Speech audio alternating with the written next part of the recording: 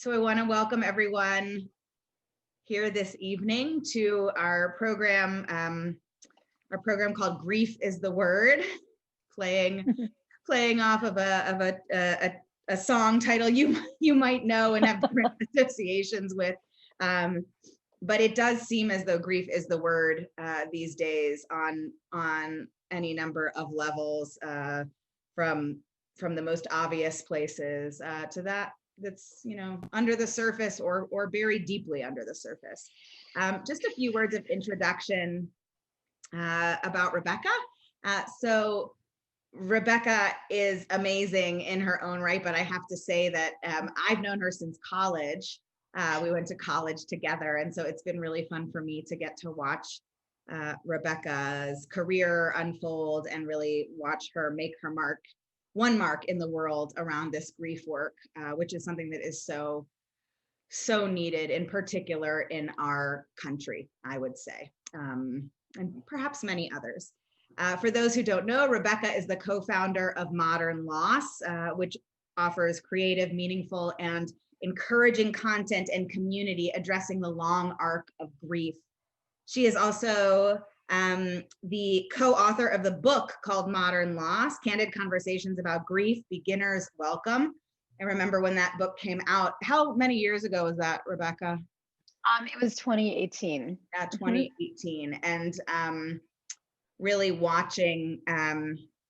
just watching a conversation get opened up into the world, one that really needed to be unlocked. I know in some respects it was designed explicitly. The book was really designed to speak to a younger population, I think.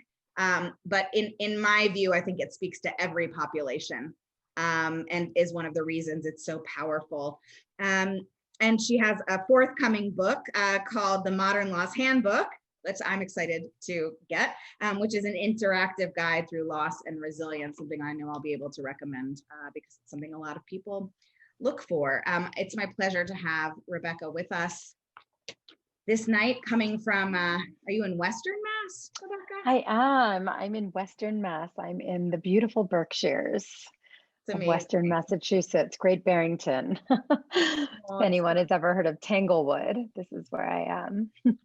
You get to live there all the time, which is pretty neat. Although we have our own Tanglewood here called Ravinia Festival, so it's sometimes I've heard of it. So Rebecca, I wondered if we're going to spend a few minutes in conversation and then have some time for an interactive exercise and some Q&A as well. So Rebecca, maybe do you want to share a little bit of your background with everybody, your story, kind of and then we'll spend some time talking about this particular moment in time in a little bit, but just more generally. Yeah, sure. So thank you for that wonderful introduction, Rabbi Geffen. It's a pleasure to be doing this with you. I have many fond memories of our college days, pre-rabbinic. And I am just really moved that I was invited to be in conversation with your congregation tonight. This is not a field that I ever thought I would be working in. I probably would have actively chosen, if given the opportunity to choose, to not work in this field. My background is in journalism and in political satire, if you can believe it. So I went to Columbia Journalism School for my master's, and then I worked for Stephen Colbert for several years as a producer at the Colbert Report. So I wanted to do kind of smart satire as my career. And after I was there for about a year, I turned 30, and I went on a family vacation with my parents in upstate New York in the Adirondacks, went camping with them on an island. It was like the one time of year where we all kind of like got together to reconnect during a stage in my life where everything seemed to be moving really quickly because I was focused on building up my life. I had just gotten my graduate degree. I was starting my career in earnest. I was living in New York City, building up all these things that I wanted to, all these milestones I wanted to hit. And at the end of that trip, my parents dropped me off at my apartment in New York City, and they continued driving to Philadelphia, which is my hometown. And in between dropping me off and arriving safely at home, there was a terrible car accident and my mother was killed. And my father was in the car with her. Um, and this was 2006 on Labor Day at midnight, and I had to get to a hospital in the middle of New Jersey, which is a near impossibility when you live in New York and you're carless. And it's midnight on a holiday, but managed to get there. And that's where I found out that my dad had survived and my mom hadn't. And, as clearly this was an incredibly sudden loss, it was incredibly traumatic to everybody involved. And it was my literal entry point into the after of my life. And my life was just like cleaved in two at that point, the before and the after. And the after was this landscape that I didn't recognize at all. Like nothing made sense. I recognized all the people, I knew their names, but I didn't know what role they played in my life anymore. I didn't know what role I played in the world anymore. I didn't understand how I was connected to the world without my mom. I didn't understand how I was connected to my dad without my mom. I didn't know how to speak to him because my other dynamic was gone. I didn't know how to make certain decisions because I assumed my mom would be around to talk to her about them. Everything was just like thrown off its axis suddenly. And it was incredibly unsettling. And it was incredibly depressing and difficult and hard and excruciating, and lonely more than anything, because I, was introduced to the fact very quickly that grief is a taboo topic in our culture, very much so. Even I think this year it's becoming a little bit less taboo, but it's still pretty taboo, sadly, in Western culture. And we don't do a good job of, talking about it in circles that aren't relegated to, say, like a very safe space at a congregation or a therapist's office. We really don't do a good job talking about it with our coworkers and our managers and our friends out of fear that we're going to be judged for being weak or not being okay or not adhering to a particular healing timeline. And the truth of the matter is that grief is just a really individual experience, but it's something that's incredibly universal.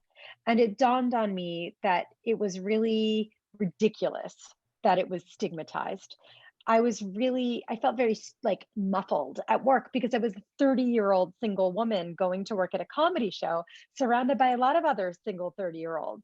And we were all trying to like build up our lives and, attain all the trappings of life, while at the same time, I was also towing the line between like profound loss and building up everything. And I just wanted to feel like I wasn't spending most of my energy not talking about it. It just got more tiring to not talk about it than it felt like it would be to just be able to talk and not be judged. And so modern loss really came out of that experience, which was the sudden loss that, of course, I wasn't expecting. The fact that 4 years after my mom died, my father died from a heart attack. And so by age 34, neither of my parents were living. Definitely was not my life plan. I'm a parent person, like it wasn't what I thought was going to happen, but it happened. It was the hand that I was dealt, and we're all dealt hands, and that was mine so far. And so out of that came modern loss several years later, which was really born out of like my feeling that there was a real white space that needed to be filled in the conversation about grief. And not just about grief, about resilience, about living well, not just because of what you faced, but sometimes, or in spite of it, but not just in spite of it, but sometimes because of it, because of the things that you've had to go through, perhaps you can live a richer life. And you have to keep in mind that like I was just 30 when this happened. So I think, or I thought that I had a lot of life left and I really needed examples of resilience around me. But a lot of what I got were platitudes and assurances and, people who didn't feel comfortable talking to me. And I realized like if we could just story tell, if we could just share our stories, because I'm a storyteller, and maybe that would show people, instead of like giving platitudes, it would show by example, portraits of resilience, portraits of commiseration, proof that like, threads of what you're going through or something, like what I'm going through. And maybe through that, we can like really create community, really inspire people, really make people feel less alone in this such a lonely experience. Mm. And also really encourage them that, the life that they have left is worth living as well as possible. So that's what Modern Loss came out of. And in essence, it's primarily an online publication. We're a website, modernloss.com. We publish personal essays that are narrowly focused around an aspect of the grief experience. So, it could be about anything. That's the beauty of it. It could be about sex or finance or career choices or, spirituality or identity, friendship. The only common denominator is that these stories stem from the fact that there was a loss. And so, what we're trying to do is normalize this whole experience for conversation and also show people that, like, grief is really our great common denominator. And if we can only connect across these stories, maybe there's kind of hope for us yet in connecting over other things, which I don't even have to give some examples of what we're not connecting about these days. So that's what Modern Loss is as Rabbi Geffen mentioned. We have a book, and I'm currently writing my second book. And I do a lot of talking. In the before times, I did a lot of really wonderful live storytelling events with comedians and artists and singers, because the goal is really to show people that grief does not have to be swept under the rug or relegated to dark corners of conversation or hushed tones. It can really be something that you talk about at a comedy show too. It can be something that you talk about at the water cooler. And the more that we feel kind of, you know, emboldened to do that, the more we're going to push the needle on this conversation and make it less of a stigma. I wonder, how do you define grief? Like that term?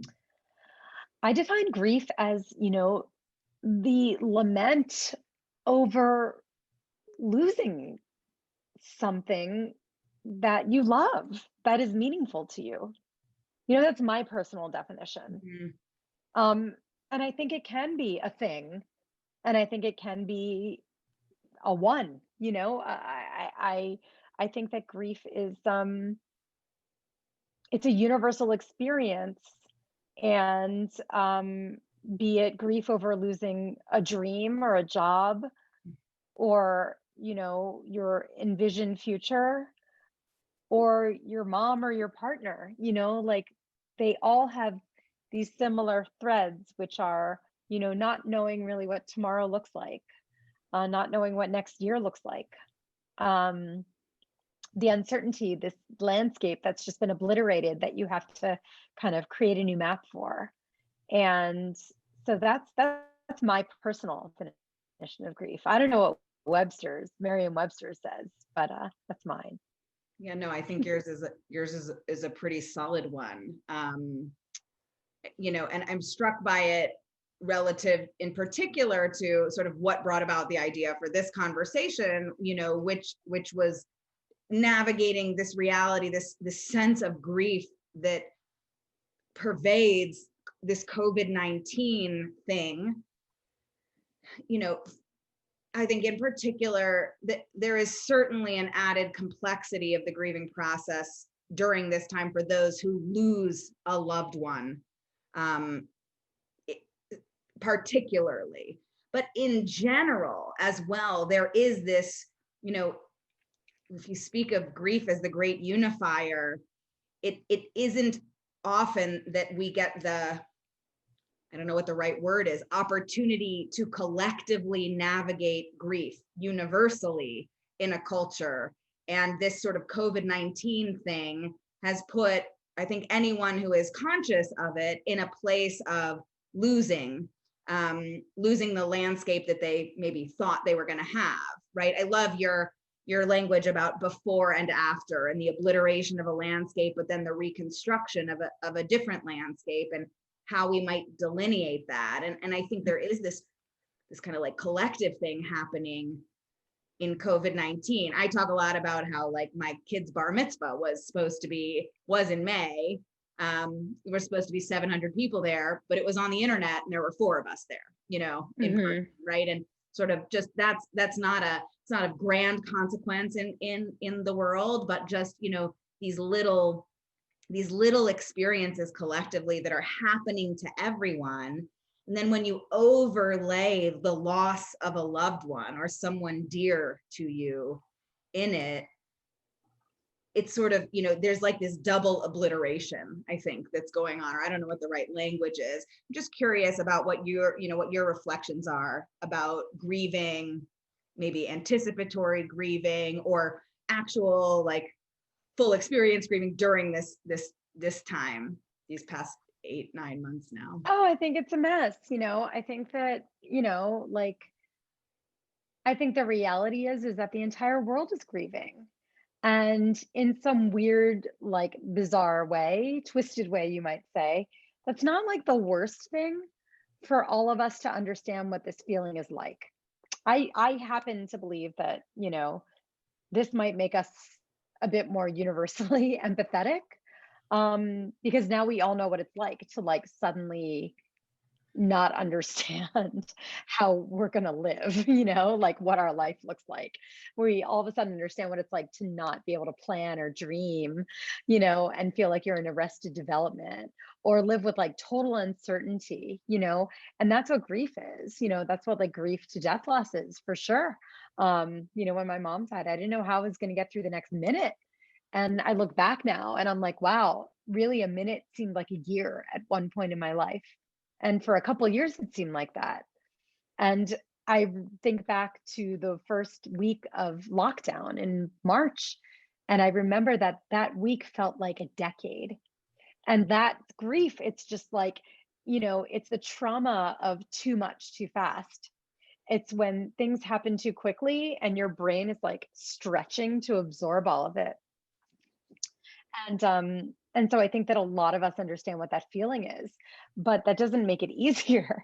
It's been terrible, I mean, I know that there must be people in here who have had losses and had to go to Zoom funerals or could only have so many people at a funeral, or maybe had to push something off. I know, one of my dear friends, like your son's bar mitzvah, her bat mitzvah was supposed to be the end of April.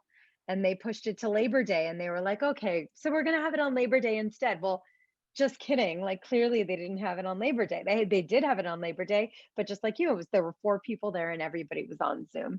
So, we have all been dealing with different types of grief, but I think that, the people who have actually lost people, like who've had people die in their lives, I think it's been like a shock for people who are really wrapped up in COVID life to remember that people are still dying of cancer. People are still having miscarriages, they're still having heart attacks and car accidents, and they're still overdosing on fentanyl.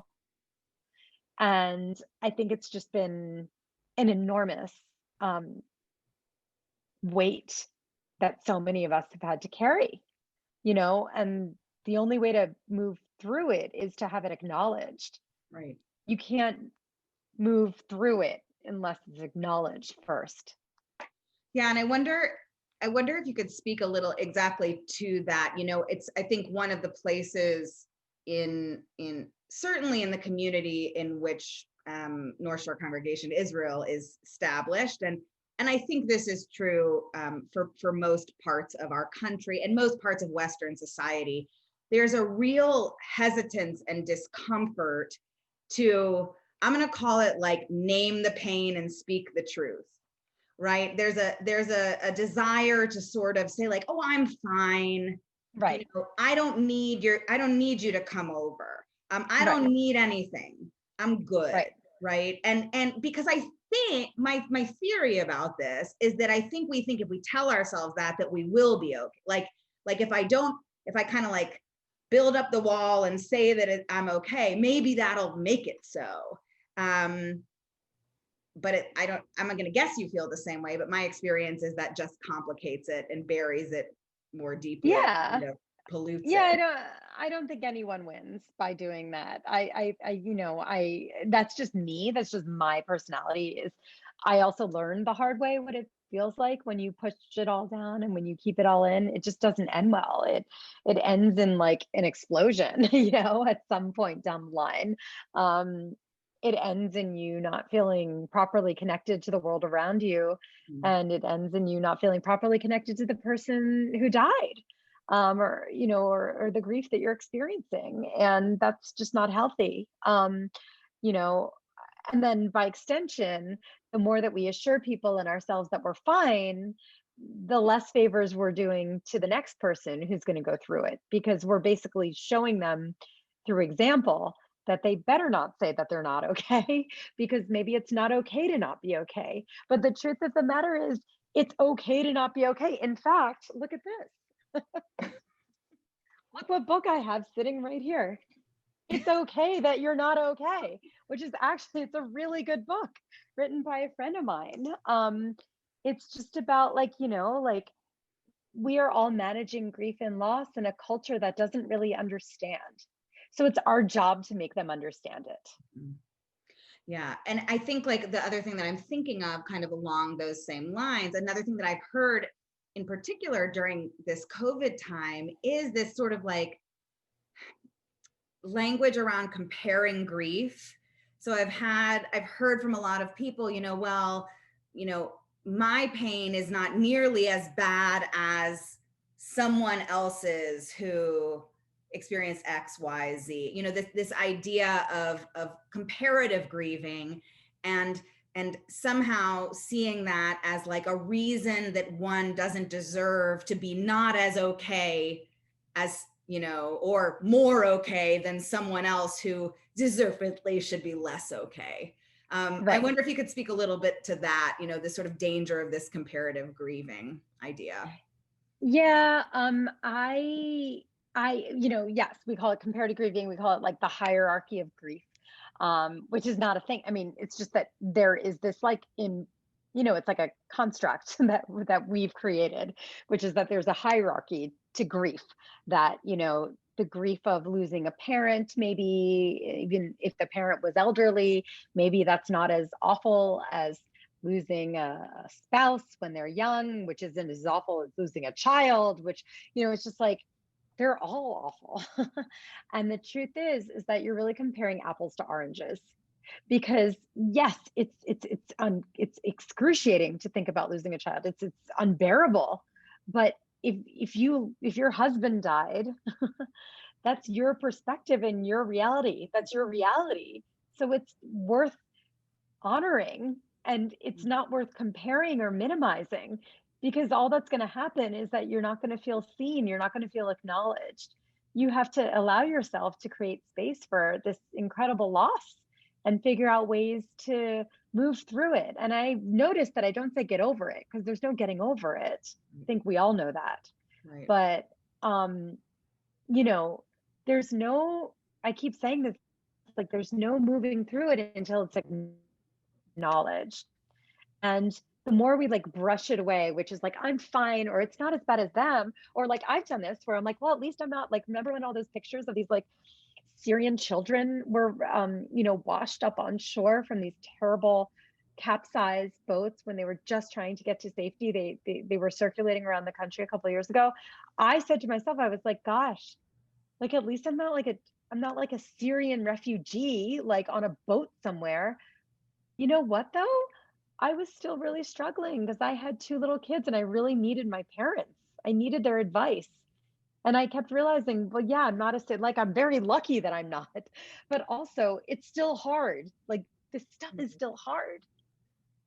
Yeah, and I wonder if in like our sort of creation of these hierarchies, if we use them to kind of as means of shutting down our expression of sharing rather than the opposite of sharing, if we're not missing the opportunity, to your point, of really learning from one another. Like I often think the goal isn't getting over it. I love your language around resilience, because it is about getting through, and you navigate this new world afterwards.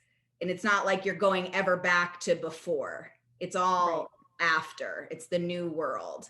And a new world, I think, is born every time we experience a loss, whatever that might be. And I wonder what like resilience building would look like if we could normalize conversations about our grieving, not through a lens of creating a solution for someone. Oh, here's how you're going to get, be fine at the end of the day. But just to your point, sharing the experiences. I wonder, like, you've created these amazing spaces virtually and otherwise for, shared expression of grieving. I wonder what some of the sort of things you've seen that have been born out of those conversations. Yeah, I mean, that's a great question. And I think that you really hit the nail on the head, which is that, yes, I always say, like, don't push it down, because you're really not helping the next person. And I think it's also as much about helping the next person as it is about helping yourself. If you brush it off, then you're really like just giving a sanitized view of what grief looks like. Just like when we, go to a movie and we see, like any scene that is portrayed through the Hollywood filter. That's not what it really looks like. Grief looks like a lot of different things. It looks like anger and sadness and despair. It looks like laughing, because sometimes it's so ludicrous that's all you have. It's either that or losing your mind. And I think that, if we share our stories, not only is that really cathartic, because it is, but you're really helping people to understand and empathize with what you're going through. And you're inviting them to maybe ask you questions, and you're telling them, like, by speaking to them and opening up, you're saying, this is not a scary thing. I want to talk about this. And you're inviting them to ask you questions about it. And when they do that, then they feel more comfortable around the topic. And so that maybe then they can support another person going through it. And then there's this whole ripple effect. And that's how you change, a stigma. That's how you eradicate a stigma. And so, modern loss was really founded on the tenet that storytelling is a change engine. And it's something where, if you share your story in a way that's really vulnerable and raw and open, and you really have the ability to connect with somebody in a way that you might not be able to connect otherwise, because you don't have anything else in common that you know about. But if you really open up, I mean, and Barack Obama's talked about this, like, it's just this really powerful tool we have, and it's very simple. It has to do with just opening your mouth and being honest, and you'd be surprised as to the connections that you can make if you do that. I mean, I've made some of my closest friends in life since my mom died, and I was already an adult when that happened. I never thought that would happen. And it's some of these people are people who came out of the woodwork for me, because they identify with what I was going through, and they became really good friends. And the reality is that not everybody will be able to handle this type of conversation. I don't want to like sugarcoat this. And I think everybody knows this, right? Who's on this call. Not everybody can handle talking about grief. Not everybody can handle talking about loss. Some people really cannot go there. They just can't, for some reason or another. But that doesn't mean that you shouldn't go there yourself with those who can. And I wonder, I'm thinking about this. It's interesting. I don't know why I've never thought about this way before. It's a way you phrased it, but I wonder for the person who is grieving, if a willingness to share one's story isn't agency making for them. I feel like so much of the navigation, in particular of early grieving, is navigating this loss of power, or a sense of powerlessness over whatever has happened. And it's interesting that something as seemingly simple as just telling our own story or putting words to our own experience, which requires no level of heightened intelligence, no academic degree, no Right. no Right. other skill set but to communicate Right. and share an experience. I wonder if it creates the foundation for agency, which enables a person to navigate with resilience in a different way than they would if everything were hunkered down. You know, it is something, to your point, that is virtuous to another in I think that's very astute of you. I mean, I think that when we share our stories, um, grief is such an overwhelming burden at any stage of the game. It just looks different. yeah. You don't get over it. It gets lighter because it has to, so you can't go through life feeling those immediate raw feelings of grief. It's too much to bear. But when you are able to kind of share your burden with others and divide that burden among many shoulders, Mhm. then the weight feels more manageable. And even though it is a solitary experience, because no one knew your husband the way you knew your husband, and no one knew your brother the way that you knew your brother, even your sister didn't know your brother exactly the way you knew your brother. It's in essence, grief is very, very personal, individualized experience, but you can still feel communal. Like Mhm. you can still feel like you're not the only one going through it. And you can still feel like you're not the only one who gets it. And that mentally and emotionally is like medicine, you Mhm. know? Yeah, that was really beautiful. So I'm wondering if this is like a good opportunity for us to move into a brief little exercise. I guess it's more of an experiment we could try. But we were thinking, a la this idea of kind of sharing our truth, sharing our stories in a constrained and safe, low risk kind of way. Right? Am I expressing that well? Exactly. That Rebecca could maybe take us on just a little journey for like 5 minutes or so. Sure. So, one of my favorite exercises to do with groups is called the 6 word memoir. And it's something that, well, actually, Ernest Hemingway is known for. In one of his short stories, he came up with a 6 word memoir. And then it's something that my friend Larry Smith, who runs a magazine, really ran with. And I guess, idea is that any story can be told in 6 words. And it's a really democratic way of telling stories because, like, a 3-year-old can do it, a 93-year-old can do it. And it's a way to share our experiences in a way that's not overwhelming, that doesn't make us feel put on the spot to do like extemporaneous long form speaking. But it's just 6 words. And so I really love that exercise as it relates to loss, because loss and grief are topics can be really overwhelming for people to talk about publicly, and this is a good way to dip your toe in the water. And I do these at the end of my live storytelling events. A lot of them are performed by people who are pretty well known. At my last one, the headliner was the woman who wrote Weekend Update for Saturday Night Live. I always have comedians.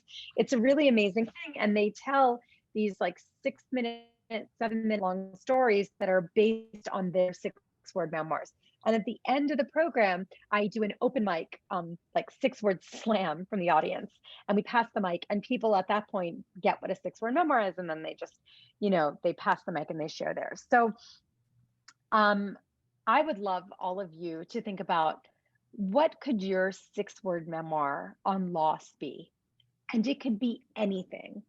And one idea just came to mind, like one example was, after one of our events, someone stood up and they said, she never got to see Paris. Mm. And that was the 6 word, and that was like, wow. And some of them were really funny, like, um, and it's just a wonderful thing. So I'd love for you to think about that and share. Like, we could go around and share. I don't know, Rabbi Geffen, if you have one, if anybody wants to start, but Sure. I'll Um, just put you on the spot, or I can start. I can start just and give you a little extra thinking time. great. For me, it would be J daters don't like dead moms. So, because I had to go on a lot of dates. I was single when my mom died, and I had to go on a lot of dates, and there were a lot of awkward conversations Oh my when it goodness. came time to talk about family.